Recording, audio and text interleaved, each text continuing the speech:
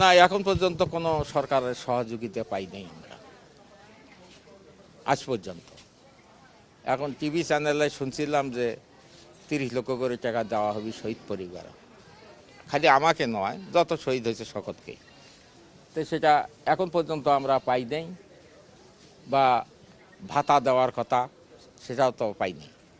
সরকার আইছিল আমার বাড়িতে, তাই আইসি বলছে যে আমি শুধু তোমার সাথে দেখা করবে আইছি, দেখা করবে আইছি, বা আপনার পাশে থাকবো, দেখব, এই কথা বলি রংপুর চলে গেছি। বাস্তবায়ন হওয়া কিছু বুঝলাম না, কারণ যারা মেধাবী ছাত্র, গরিব লোক, হয়তো চাকরি পাবার অধিকার যাদের আছে, তাদেরা তো চাকরি পাচ্ছে না। এখন পয়সা দেওয়া অভাবে তাদের চাকরি হচ্ছে না।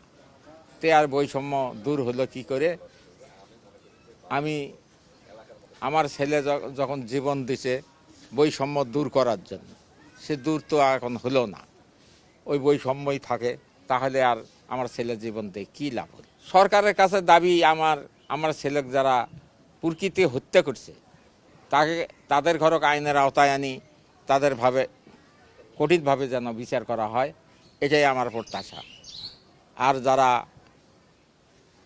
যারা মারছে, যারা জড়িত, সমর্থন করা যারা আছে, তাদের ঘরক আইনের আওতায় আনি সরকার যেন কঠিনভাবে বিচার করে, এটাই আমার দাবি।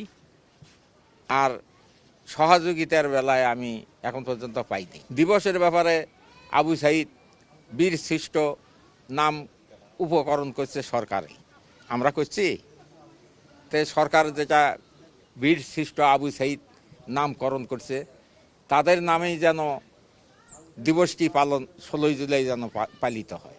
এটাই ফির নাম কাটি দিয়ে খালি 16 জুলাই করার সন্ধানও পাওয়া গেছে। এইটা যেন না করে যেন অফিস আদালতে জেলে নতুন ঘর হবি ছেলের যেন আবু সাঈদ নামে নামকরণ করা হয়, এইটাই দাবি আমাদের। পাওয়া আবু সাঈদের বিচার চাই। আবু সাঈদ তাই জড়িত করে মারছে, গুলি করে মারছে, তার যেন ধরি কাণ্ড গড়ায় দান দেওয়া হয়, এটাই যে বিচার চাই। আর তারই কঠিনভাবে বিচার চাই। আবু সাঈদের তাই মারছে।